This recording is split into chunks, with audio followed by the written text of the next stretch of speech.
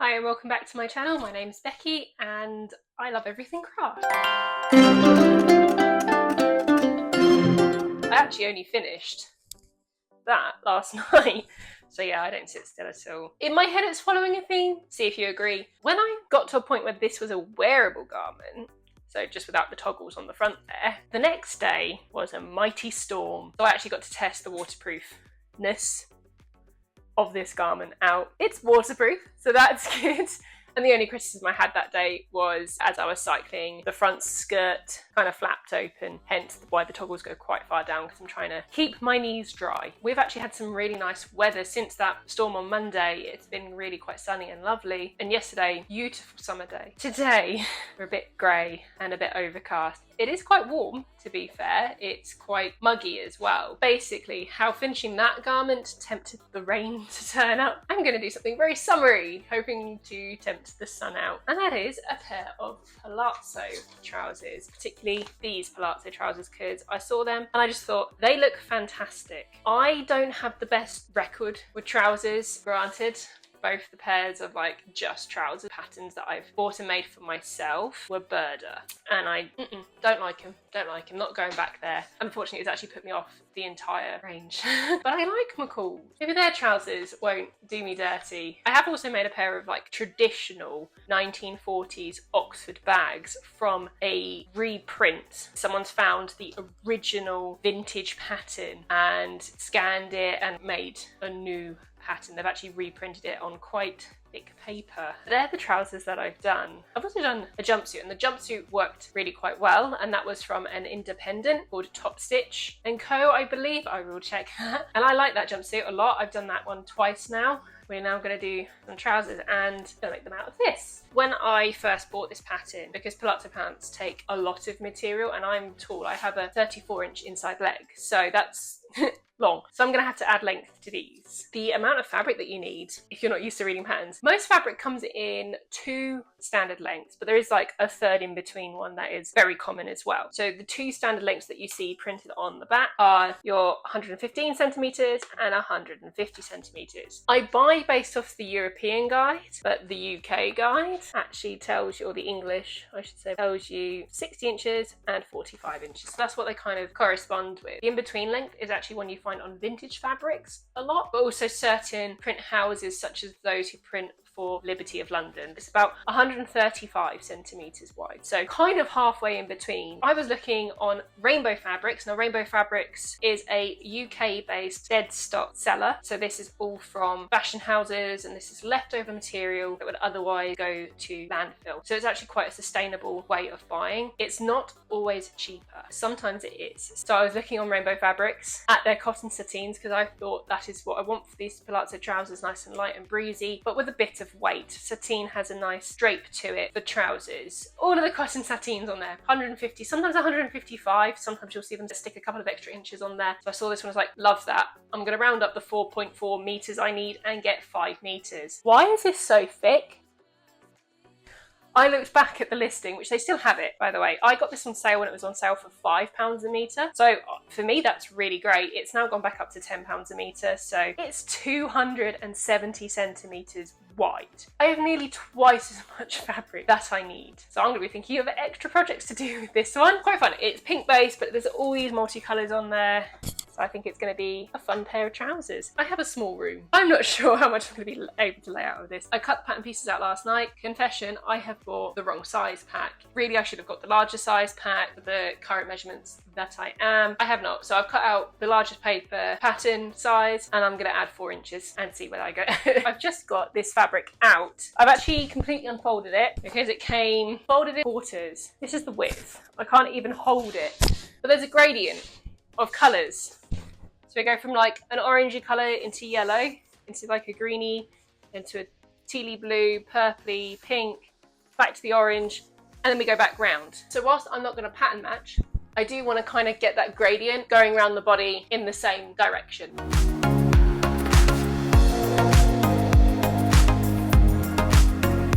So far my plan to tempt the sun out is not working. I have now finished cutting everything out. So relieved about being able to use pins with this fabric. The reason why I used clips on the raincoat last time was the pins just didn't want to go through. So this one I can pin. They're all cut out. I have so much left over, so don't know what I'm going to do with that. Let's get assembling.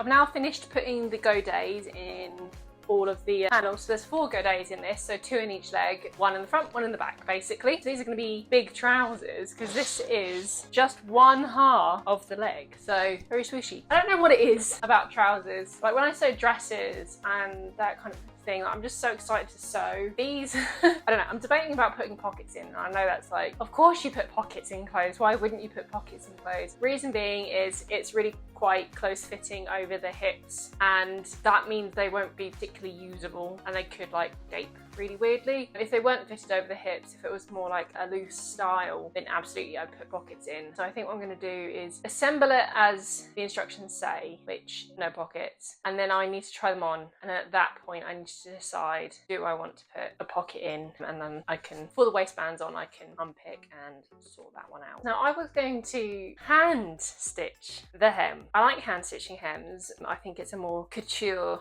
finish, and I also didn't want to buy thread. I've got so much thread. I was like, if I hand stitch, then I don't have to match the colours. I could literally just sew this, but knowing how big these are, they changed my mind. I've got the 2 front halves and the 2 back halves. So if you were sewing a normal pair of trousers, I'm basically at the starting point now, as if I just cut them out. So most pairs of trousers are 2 front pieces and 2 back pieces, and sometimes a waistband. Each, like half a leg, is actually 3 pieces. So you have the bit with the seat, you have another panel at the back, and then you have the godet in the middle. If I show you on the back, it might be easier to see.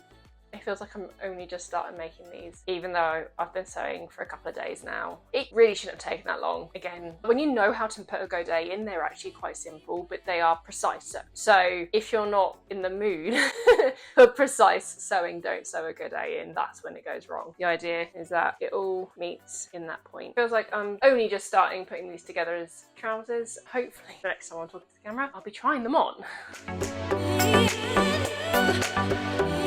So I've just finished sewing up the inseam and the outer seams, and it's got the opening for the zip on the back there. They are absolutely huge. Well, the legs are huge, so was it Rachel Maxey that coined the term secret pants?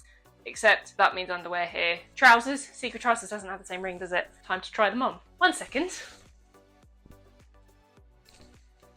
And we're back. This is where they're sitting.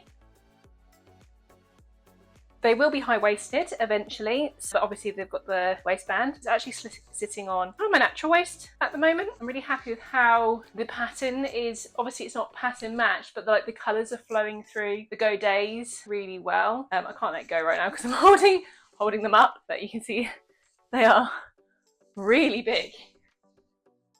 Couple changes that I made. I added quite a bit of length to these. Like I said before, I think I have a 34-inch inside leg, which is quite long. I actually added 5 inches overall to the whole length, but 1 inch of that is in the rise. So you don't know what that means. It's your cross section, the crotch seam. I've added 1 inch. I added probably about there, just because I'm a tall girly. I've got more torso as well. 1 inch of the height, if you like, length, that's it. The inch of the length is actually technically in the height of it, which is what we call the rise. They're not that skin tight. When I put pockets in, I think I could fit a pocket in there. When I put pockets in, that means I'm picking. I know us Brits have a bad rep for moaning when it's hot, so I'm just going to say these trousers seem to be working. It is quite warm for the UK right now, and having lived in New York, the major difference is not actually the heat itself, because it absolutely gets a lot hotter in other places.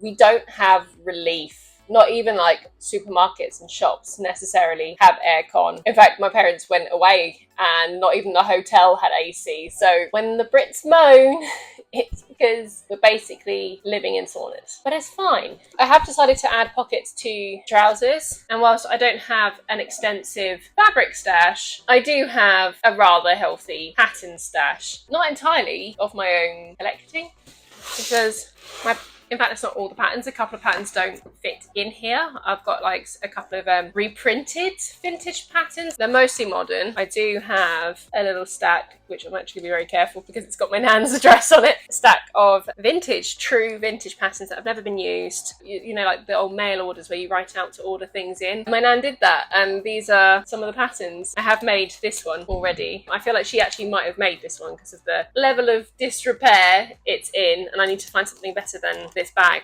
to store it in. I'm actually looking for a very particular pattern. My favourite patterns are actually Vogue patterns. I know a lot of people dislike them, but for me they fit quite well and I like their styles. I'm looking for a particular Vogue pattern that I have made a couple of times actually, because I want to steal. Of course it's right near the front because it's one of my favourite patterns. I want to steal the pockets. This has a proper waistband or like waist seam on that waistline. The pockets in these ones are caught in that waistband, which I want to do for trousers. That's the more normal way for doing trouser pockets as opposed to like normal side seams that you would get on a regular coat. Yeah, so I'm gonna fish out the pocket pattern of this. I've just left my scraps on the floor, so I'm just gonna use the scraps that I've left on the floor. I've got like a huge offcut, which you can't even call it an offcut. It's like 2 meters by 2 meters. It's huge, and I'm not quite sure what I'm going to make with it yet because I didn't expect to have any left over, let alone that much left over.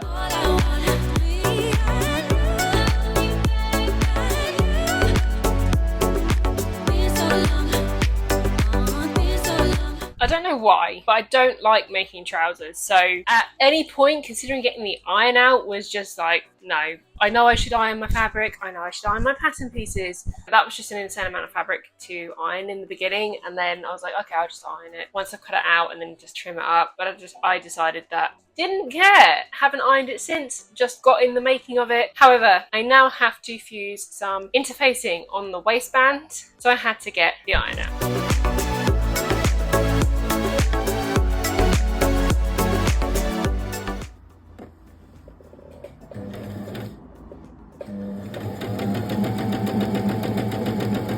So yesterday I finished off all the seams on the inside. Now, usually French seams are my favourite way of finishing seams. They're not particularly fancy or anything, it's just they don't really work with a godet. So this time I chose to do the really long version of finishing seams, which is split the seam and then fold under the seam allowance and then stitch it. So essentially you're doing every seam 3 times. So it's a bit laborious. I just didn't fancy pinking shearing fabric. It's not like overly fraying, but yeah, I just thought it would have better longevity if I did the fold under and stitch method. So I've nearly finished that. The only thing I haven't done is the crotch seam. I'll finish it after I've put the zip in. Might just do the front seam and then waistband time.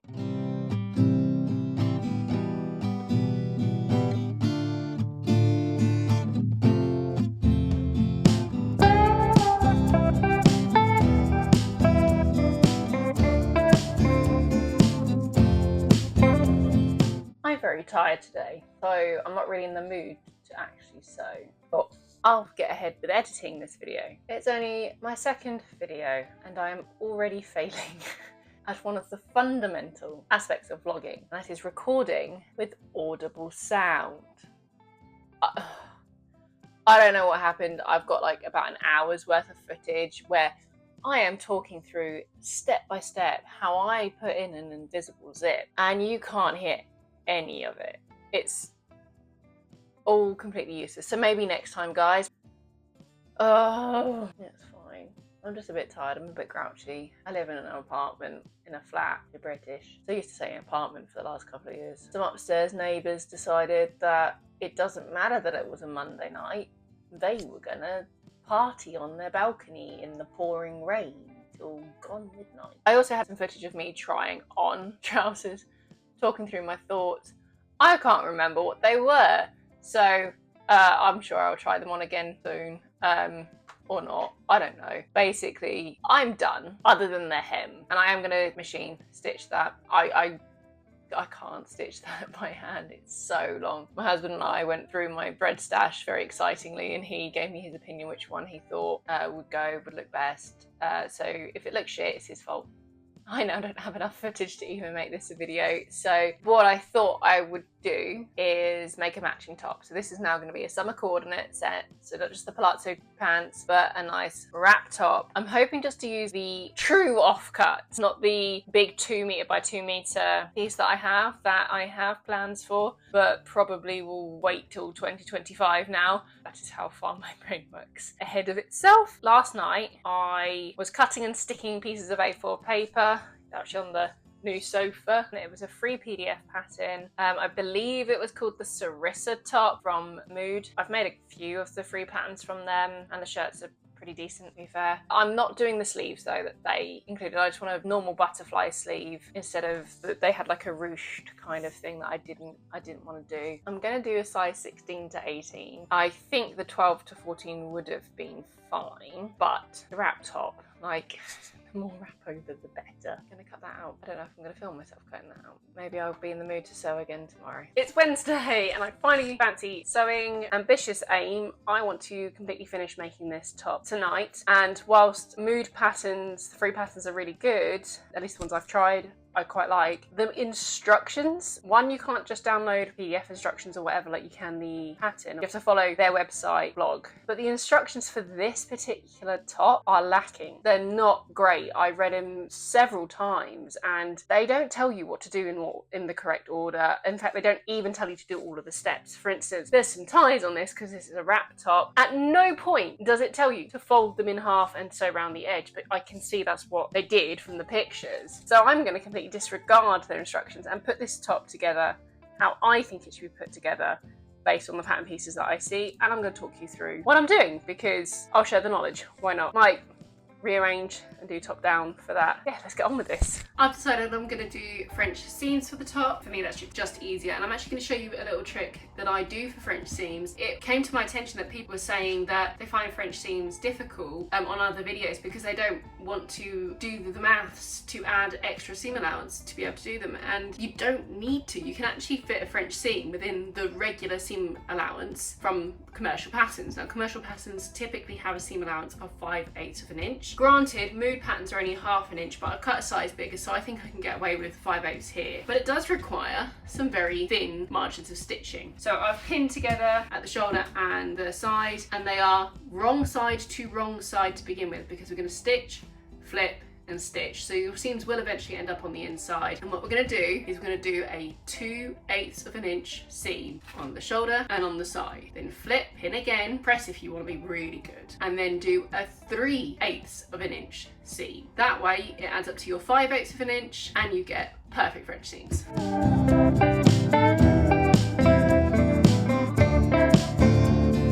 So as you can see, a really thin seam. This is 2/8 of an inch away from the edge. Now we're going to flip it, and I just kind of feel where I was stitching towards the edge, rubbing it between my fingers, and pin and stitch again, but this time 3/8 of an inch.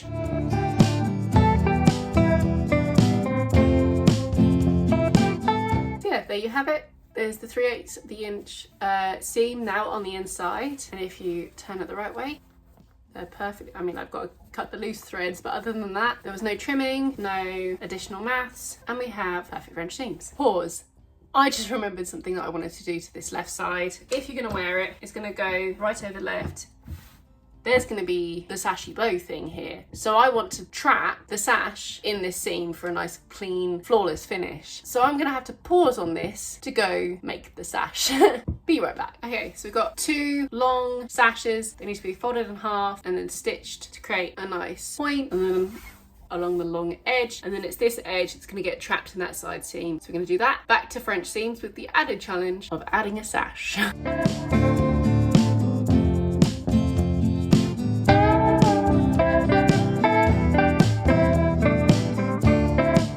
Come to the tricky French seam with the sash. It's actually not that complicated. The trick is don't overthink it. We have our main pieces wrong side to wrong side. They're going to be pinned all along that edge, and then we're going to pin our sash, the seam towards the bottom, about 1 inch up, and we're going to do that 2/8 of an inch stitch. When we turn this inside out, the sash will then be in between these 2 pieces, which is exactly where we want it. I'm going to get this pinned up and sewed, and I'll be back once the French seams are done.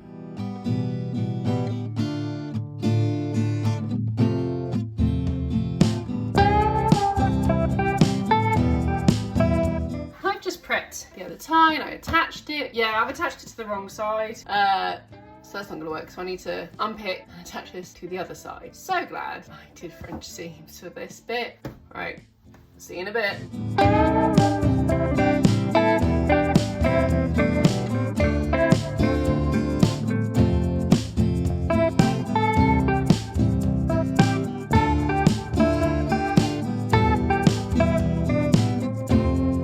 3 attempts to get that second sash on in the right place, because even once I put it to the right side, I did French seams backwards. So well done me, finally there. Thought I'd just try it on. I'm only gonna do it over my t-shirt. It's not like a big deal. It's not super fitted. A couple poppers to pop that down there. There's a trick to tying bows. Yeah, I think this is going to work fine. Obviously that's going to be not hanging low like that. Obviously this neckline isn't going to be quite so high. It's going to be tucked in a bit. Mood actually use gauze grain?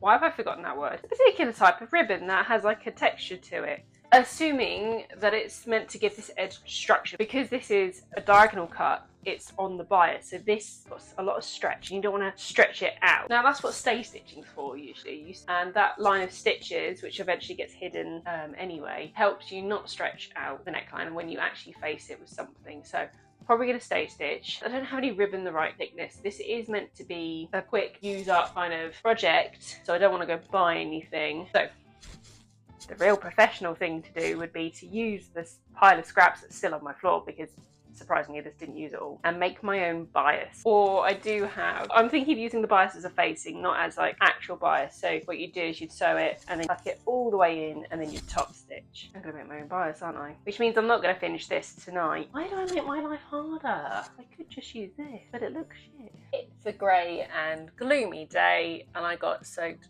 twice cycling to and from work. I say soaked, my raincoat is fantastic, but there's still no face shield. When you cycle into the rain, you get it in your face. I made bias binding last night out of the scraps. Like, this bias binding is not continuous lengths like you would get in a shop, or like how you're meant to do it, because that's across one of the longest bits of the fabric. It's a waste in my opinion. I also don't own a cutting board and I don't have a rotary cutter, which would be the better way of making bias binding. No, instead, how I make it is I make it 1 inch wide, simply because this thing is 1 inch wide, and then I draw that on the diagonal, very similar to the bias binding that I made for the raincoat, the retro reflective bias that I put in between those seams.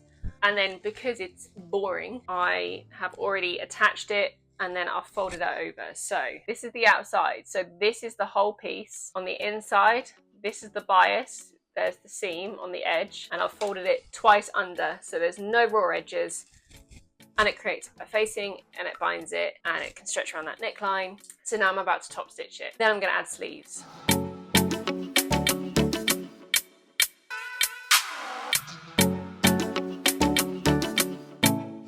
Neck edge is done.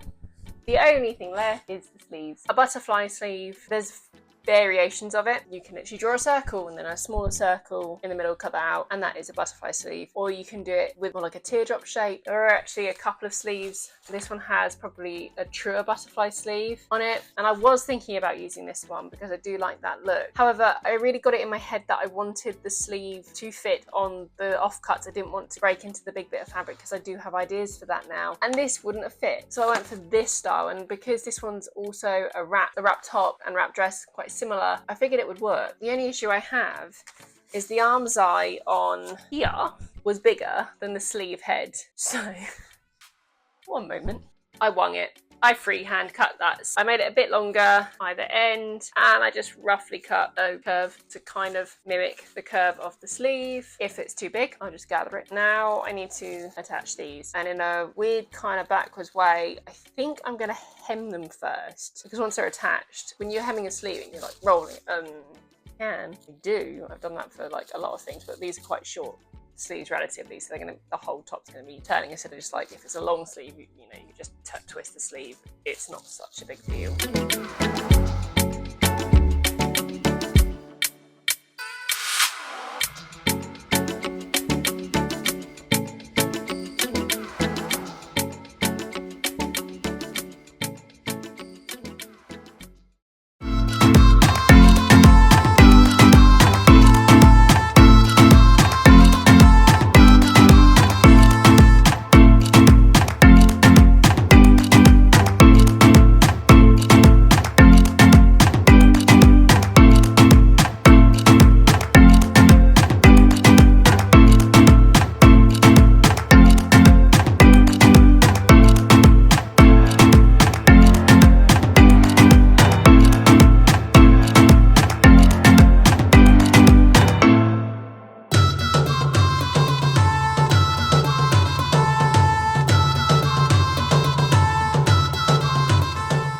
Just got back from the beach. Closing thoughts. Would I make the trousers again?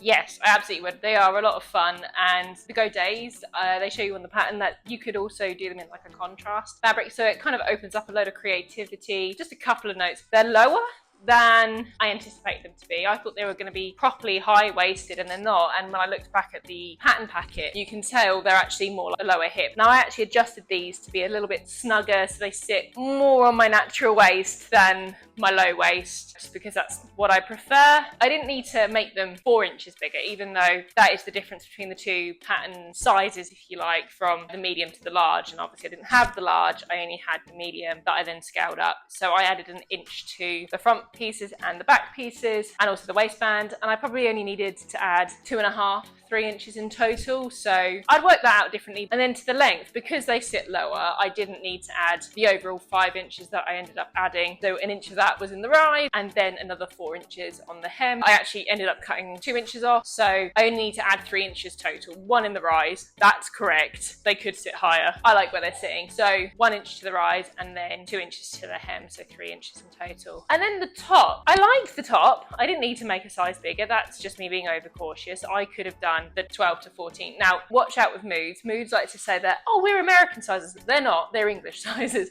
They're absolutely English sizes, but they do have a nice little size chart for you to compare. So just compare your measurements to the size chart on the website and pick your size that way. Don't just go like, oh, I'm usually a size 8 in the US, because it would absolutely be the wrong size for you. That was what I did the first time I believed them. It's a great scrap project, and I love the look of this particular top with these trousers. But wrap tops really aren't my vibe. Like, they shift a lot, so I'm doing this quite a bit, and like, they're fine walking around, but when I sit down they bunch up and you have to adjust to make sure the ladies don't come out. Overall, really happy with my little summer coordinate. Had a nice day on the beach with my hubby, but now it's going in the wash. Finally, I'm actually washing the fabric, because I don't pre-wash my fabric. I've never had an issue with shrinkage or whatever, and for people who think it's gross, you wash your clothes that you buy from the store before you wear them, but I bet you don't. Anyway, this is the summer cord, and it has brought out the sun. Please let it stay for the rest of August. If you've enjoyed this video, come and hobby along with me next time.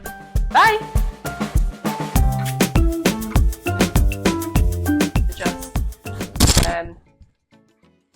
Sorry. Ow.